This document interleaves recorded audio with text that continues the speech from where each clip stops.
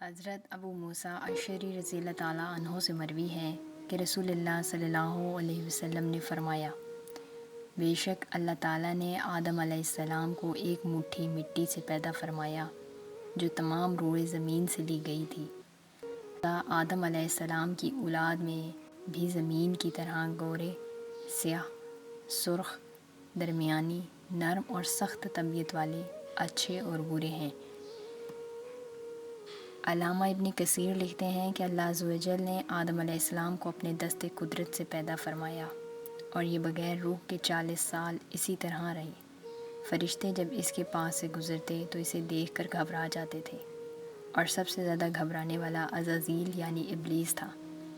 یہ اس کے پاس سے گزرتا تو اسے مارتا، جس کی وجہ سے اس کے جسم سے ایسی آواز نکلتی جیسے کھنکھناتی مٹی کی ٹھیکری سے نکلتی ہے، جیسے اللہ تعالیٰ نے قرآن میں فرمایا کہ اس نے انسان کو ٹھیکرے کی طرح کھنکھناتی مٹی سے بنایا۔